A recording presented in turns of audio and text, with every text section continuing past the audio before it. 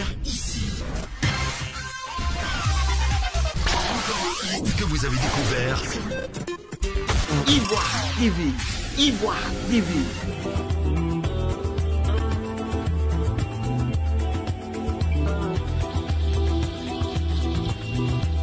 Quelle représentativité des partis mineurs au sein du parti unifié du RHDP au pouvoir en Côte d'Ivoire? La relance du dialogue pouvoir-opposition sur des questions sensibles de la politique nationale telles que la réforme de la CEI ou encore les libertés d'expression. Voici le menu de ce numéro du Presse Club avec la participation de deux confrères, deux journalistes consultants, en l'occurrence Nando Dapa de la rédaction de La Gazette et Bosco de Paris, rédacteur en chef de site d'information le panafricain 24.info. Bonsoir, chers confrères. Bonsoir, chers confrères. Bonsoir. Voilà, c'est encore un plaisir de vous recevoir sur ce plateau du Presse Club. Je pense que ça fait déjà une semaine pratiquement qu'on s'était revu pour analyser encore d'autres sujets de l'actualité politique en Côte d'Ivoire. Alors, tout de suite, j'ai envie de vous demander, je commence par vous, Nando Dapa, qu'est-ce que valent, selon vous, les partis dits mineurs au sein du RHDP? On sait qu'on a le RDR, qui est le principal parti pionnier de cette, disons, du parti unifié, puisque c'est comme ça qu'il faut l'appeler désormais, depuis le 26 janvier 2019.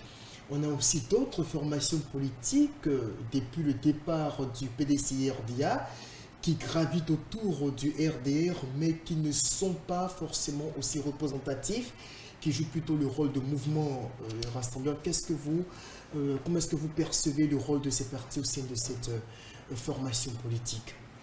D'accord, merci, chers confrères. Les partis dits mineurs au sein du RHDP. Alors, qu'est-ce qu'on appelle parti mineur et quels sont les partis phares, les partis essentiels ou les partis leaders? Vous avez si bien fait de le signifier à l'entame de vos propos. Il y a le RDR qui est un peu le meneur du groupe. Et puis avant il y avait le PDCI qui ne figure plus, malgré la présence de ces initiales, de ces logos sur la plateforme du RHDP. Enfin, le PDCI version Henri Konan Bédié qui ne figure plus. Oui, enfin, certains estiment qu'ils défendent toujours les couleurs du PDCI, que le PDCI, de par leur présence, y est encore. Oui, mais le PDCI en tant qu'entité politique ne figure plus au sein du RHDP, puisque un parti politique, c'est d'abord les instances. Et les instances sont dirigées par un président du nom de Henri Konan Bédié qui a décidé de claquer la porte. Alors, revenons donc au sujet des partis dits mineurs.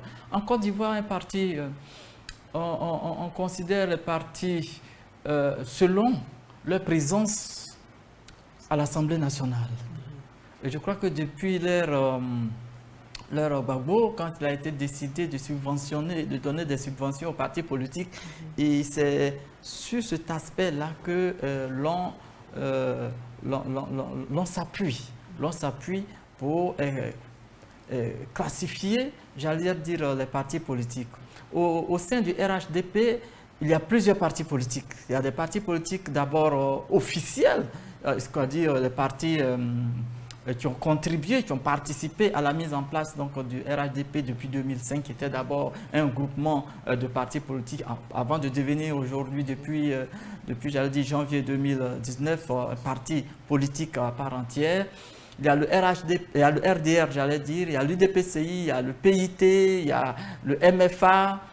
Et puis, lors de l'Assemblée générale constitutive du RHDP, nous avons constaté la présence sur les traces de Félix Houphouët-Boigny. Et puis ensuite, au congrès du RHDP, nous avons vu naître encore d'autres mouvements, en l'occurrence Concorde, et puis aussi le vice-président Daniel Kabila-Duncan, qui a également fondé un mouvement PDCI Renaissance. Donc finalement, il y a beaucoup de partis et il y a des mouvements au sein du RHDP. Maintenant, comment qualifier ces partis de mineurs? Bon, toujours est-il que c'est important pour un parti politique d'avoir, que ce soit un parti mineur, que ce soit un groupement de partis, que ce soit un mouvement associatif, en son sein. en son sein. Et moi, je crois que c'est sur ça que le RHDP est en train de tabler. Le RHDP est en train de tabler parce qu'en fait, il n'existe plus un parti à part entière au RHDP à part le RDR. Quand on prend le PIT, c'est une partie du PIT qui est au RDR. Quand on prend l'UDPCI encore est en train de connaître encore le même sort que le PIT. Quand on prend le MFA, c'est une partie du MFA qui est au RHDP, ainsi de suite. Donc finalement, à part le RDR, il n'existe plus un parti à part entière au RHDP. Donc quand on dit la présence de partis mineurs au RHDP, tous les partis sont finalement mineurs au RHDP, à part le RDR. Mais dans toutes ces minorités mises ensemble, le RDR devient plus ou moins un parti fort. Absolument. Alors, est-ce que vous avez l'impression, Bosco de Paris, justement, pour aller dans le sens de Nando Dapa, que ces partis-là, finalement, sont justement, marchent à la suite du RDR, suivent plutôt le RDR qui les conduit, plutôt que de s'affirmer véritablement au sein de ce bloc politique, disons qu'il fonctionne plus comme des mouvements de soutien? Alors, pour notre part, pour revenir un peu à ce que le directeur de publication vient de dire, effectivement, un parti politique ne pèse que par sa présence, bien évidemment, dans les assemblées nationales. Alors, quand nous prenons le RHDP, il y a bien évidemment qu'il y a des partis qui sont agrippés à cette formation politique. Certes, parce que là, on ne peut pas considérer ces partis politiques-là de partis forts par rapport, bien évidemment, à leur présence dans le gouvernement. Ça, le gouvernement, c'est des nominations. Cela dit, aujourd'hui, quand nous voyons ce microscope politique, on se rend compte bien évidemment qu'au RHDP, bien évidemment, comme ça se sent, le plus grand poids, celui qui fait le plus grand poids, c'est le RDR. D'ailleurs, c'est le RDR qui veut bien évidemment, qui veut disparaître pour laisser place, bien, comme on l'entend, au RDR, et sinon au RHDP. Quand nous voyons un peu tous ces partis politiques satellitaires, nous nous apercevons bien évidemment qu'il y a le PDCI, il n'y a que le PDCI, bien évidemment, qui tient un peu, qui est un peu représentatif. Mais au plan parlementaire, il est minoritaire. Il est minoritaire vis-à-vis du RDR. Quand je regarde aujourd'hui... Je voudrais qu'on revienne légèrement là-dessus. Oui. Vous parlez du PDCI en tant que parti politique ou du PDCI de par la présence RHDP ou PDCI, je ne parle pas du PDCI. Je ne suis pas... Parce que pour moi, le PDCI est sorti. D'accord. Le PDCI est sorti. Vous êtes dans le référence justement à certains cadres du PDCI ou ex-cadres du PDCI qui ex-cadres, parce qu'ils ont été... De facto, dans la mesure où les textes du PDCI sont clairs sur la question, et encore l'avant-dernier... comment vous appelez, l'avant-dernier par congrès, leur réunion récente a donné les orientations claires. Ceux qui sont partis, qui ont décidé de, entre guillemets, de liquider, qui sont favorables pour la liquidation du PDCI, ont été suspendus après avoir été, ils ont été suspendus après quoi, ils ont été libérés, licenciés. Bon, si vous voulez, renvoyer, sanctionner, renvoyer, ils ne font plus partie du parti, font plus partie du PDCI RDR. Donc, cela dit, je ne le considère même plus du tout comme étant des militants du PDCI. Ils sont ex. Mais c'est des gens qui ont voulu, qui demandent bien évidemment la liquidation du PDCI, qui sont restés agrippés au RHDP parce que simplement, ils ont des factures à payer, ils ont je ne sais plus. Compte tenu de toutes ces factures à payer qu'ils vont, avec les privilèges qu'ils perdront, ils ont préféré se sacrifier eux-mêmes. Donc ça, c'est une politique de ventre.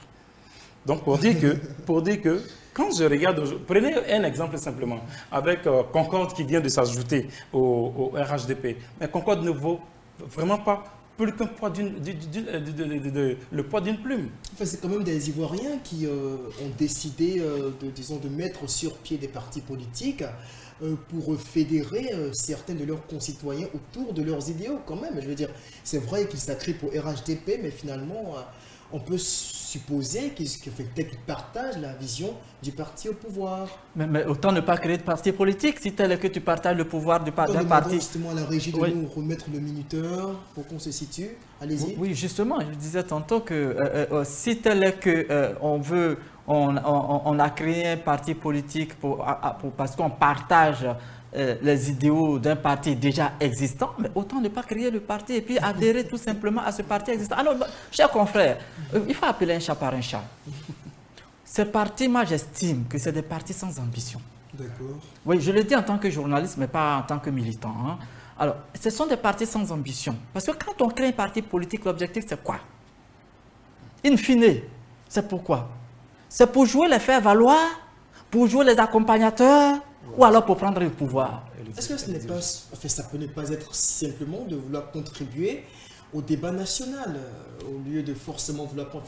Je veux dire, on ne crée pas forcément un parti pour prendre le pouvoir, c'est pas l'objectif ultime quand même. Alors on n'a pas d'ambition.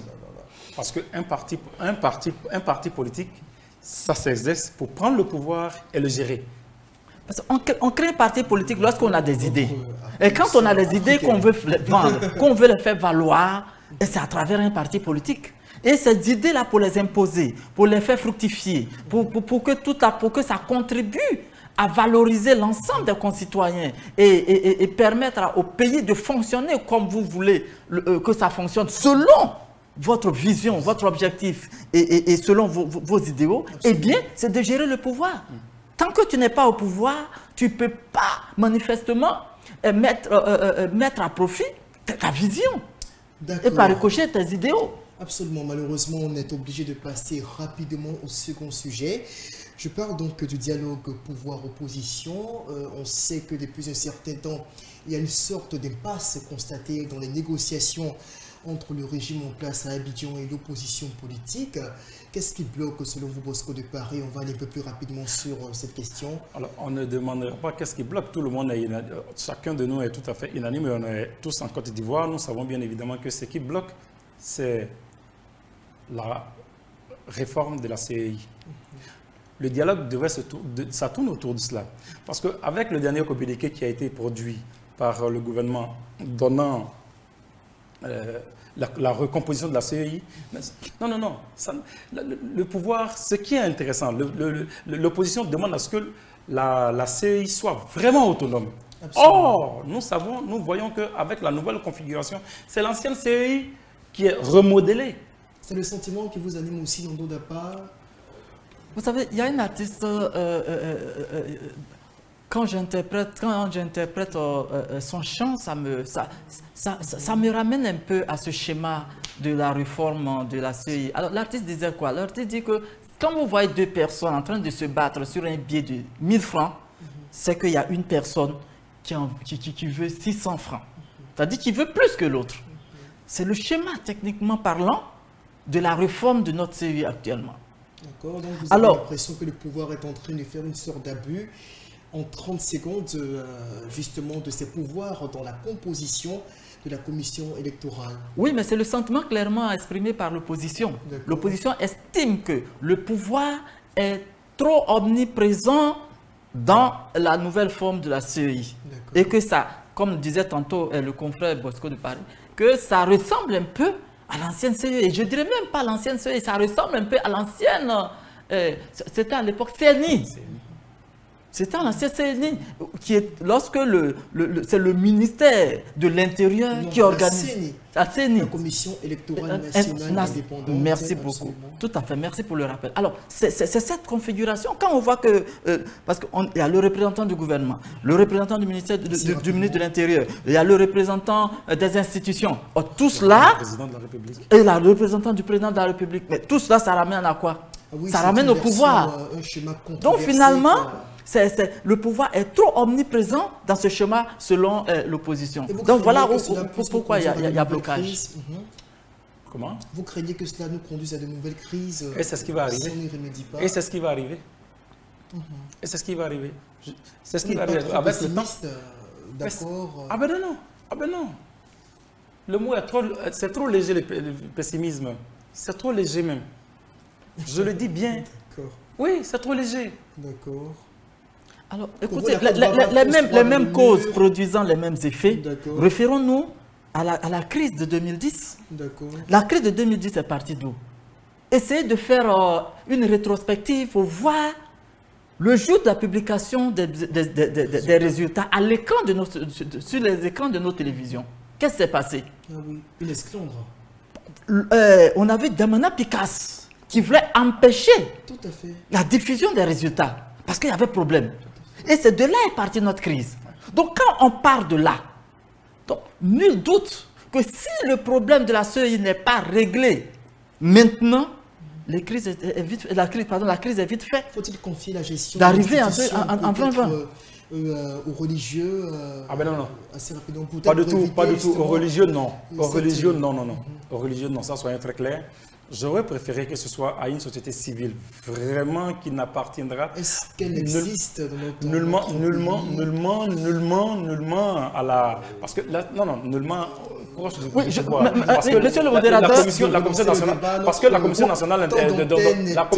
Oui, mais cher confrère, je voudrais rebondir rapidement sur ce que tu dis pour dire. Le confrère disait que est-ce que la société civile existe réellement? Mais je dis oui, elle existe, plus ou moins. Vous vous souvenez, sous Guy Robert, quand Honoré Guié avait organisé les élections, mais il était moins réprochable que lorsque les autres ont organisé. On a estimé que Honoré Guié sortait de la société civile, mais il était un peu plus proche de la réalité. Donc, c'est Honoré Guié, on peut encore en avoir dans la société, il en existe encore. Il fallait les chercher. d'Honoré Guié, parce que la CN... peut-être du représentant un peu gauchiste, je veux dire, il semblait être proche d'un certain candidat qui a...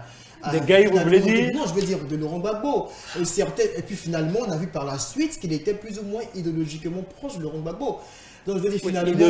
idéologiquement proche. Oui, idéologiquement proche. La logique aurait été qu'étant proche de Laurent Gbagbo, que Gbagbo passe. Mais malheureusement, ça n'a pas été le cas. Ça n'a pas été le cas. Mais c'est ce qui s'est passé. Oui, mais il y a eu du forcing. Non, oui. C'est ça qui s'est passé en l'an 2000, justement. Non, il y a eu le forcing. On risque de relancer le débat, toujours sur le sujet. Je veux dire, enfin... Peut-être que ce sera peut-être le thème d'une autre édition, si en Côte d'Ivoire il existe véritablement, pas seulement en Côte d'Ivoire, mais je veux dire dans tous les pays africains de façon générale, une société civile véritablement indépendante qui peut contribuer. Je citerai par exemple la poésie, par exemple. Je citerai en exemple la poésie. Je ne parlerai pas de la CND. Oui, mais je crois qu'il ne faut pas faire l'injure. On ne va pas faire l'injure en disant qu'il n'existe pas de personnes neutres dans la société civile. On peut essayer. Il faut essayer. Tant qu'on n'a pas essayé, on ne peut pas a priori estimer qu'il n'en existe pas. Et on va certainement essayer. Merci beaucoup, chers confrères. On a largement dépassé le temps qui nous était imparti. On est à près de 18 minutes de discussion. On va se dire au revoir. Et donc permettre à nos téléspectateurs de réfléchir à tout ce qui a été dit et puis peut-être eux aussi à leur niveau de réfléchir à leur façon de contribuer donc à l'apaisement du climat politique en Côte d'Ivoire. D'ici à là, portez-vous bien et au revoir. Ici. Que vous avez découvert Ivoire TV. Ivoire TV.